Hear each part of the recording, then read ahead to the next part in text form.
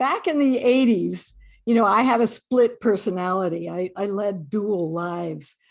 I was in my 30s and I lived in the Santa Cruz Mountains. And in the morning, I would put on my little gray flannel suit with a Diane Feinstein bow on the blouse and head in my Datsun 510 down to Silicon Valley in a high-tech company. And in those days, I was really at the top of my profession. I led these programming conferences at the national level as well as throughout the Bay Area. But at the end of the day, I drove home to the Santa Cruz Mountains and put on my overalls and chopped some wood for the stove so we could stay warm that night. And Saturday nights, I would drive to the contra dance at Stanford with my dance shoes on and my big hippie skirt for twirling. And this half of me made me feel whole and human. Now I'm going to stop here because some of you don't know what contra dancing is. It's an early American style of dancing. It's similar to square dancing, only it's done in long lines as couples. And there's always live music, live musicians. It's energetic and it's transporting if you're doing it right.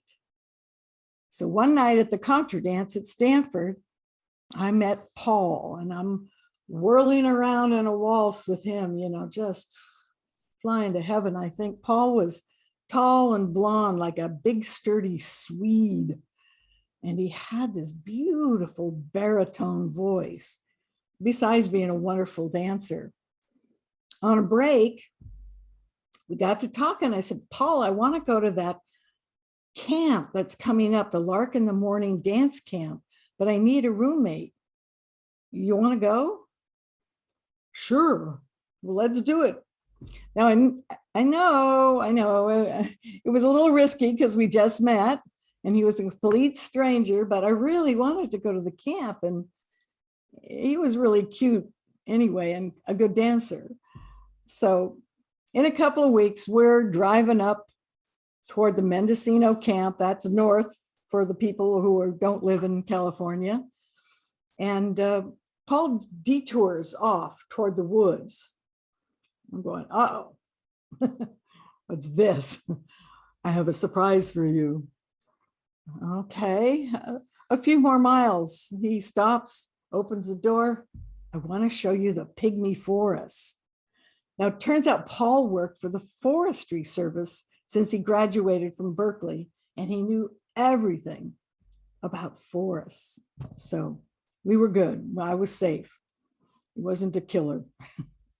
So at the cabin at the dance camp, we throw our sleeping bags in opposite sides of the floor, and we go off to the dance hall. And I tell you what, every day we danced our feet bloody. But Paul was a gentleman. And over the week, though, the sleeping bags kind of moved slowly closer together as we got to know each other. And after the camp was over, Paul and I dated and we danced back in the Bay Area. We went to the Renaissance Fair together. One time we came to some musicians playing a waltz on a little dusty corner. We look at each other, let's waltz. And so we danced and danced, and then people applauded for us when we were done, like we were part of the show.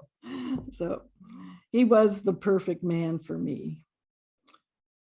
But in the meantime, a man at work, Jim, was courting my attention, I should say. We were working together on a really thorny technical project on the mainframe. And Jim had dark, curly hair and these chiseled cheekbones, wore a suit to work. And we started going to lunches and then dinners, and he increasingly wanted more of my time. Well, after only 3 months, he says, when we get married, we can buy a new house and a car and build computers. I was seductive. And I did want to remarry at that time. I had a little boy and I thought I needed a man to help me raise my son. And then Jim says, well, I don't think you should go out with that dancing guy anymore now that you have me. So Jim asked me to break up with Paul. Now, Paul represented the part of my life that represented my whole self, dancing and feeling like I was the human I was meant to be. And Jim, he was more of the establishment. He didn't like me dancing anywhere. Yeah, you got all sweaty, you know. But he professed his love for me and his plan to marry me, and then he moved in.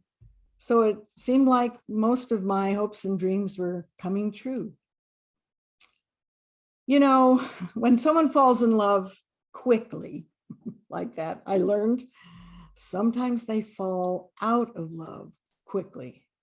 In another couple of months, Jim decided this hippie chick mountain mama dancer was too weird for him and moved out. But, you know, by then I had fallen madly in love with him and bought into the whole idea. And then it was just shattered. And I had to watch while Jim dated a secretary at our company and then later married her. Oh. Well, I was a mess. I was a mess for at least a year. Apparently, I was actually really insufferable. Hearing about it later, I was always banging on about how Jim broke my heart. Now, girlfriends, they'll commiserate with you because it's the sisterhood, you know, it's the bastard, you know, but guy friends, not so much. A guy friend told me, okay, I'll come over and visit you, but you got to promise not to talk about Jim. So I realized how bad I'd been. Well, by the time I got back where I could face the world and the dance floor, Paul was dating another woman who he later married. That was that. Well, 20 years later, I went to a harvest festival in San Francisco where my musician boyfriend was performing. I loved to dance to his music. And in the audience, I hear this wonderful baritone voice, Claire. Now I'm getting chills thinking, where did I hear that from? I look around, but I can't find the source of the voice. There's big people in front of me. Claire, you probably don't recognize me. There was this large man standing in front of me, probably 300 pounds.